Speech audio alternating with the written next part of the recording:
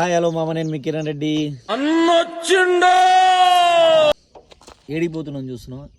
Day 2 for my exam. సర్లే ఏమన్నా ఉన్నదా మామ నేచర్?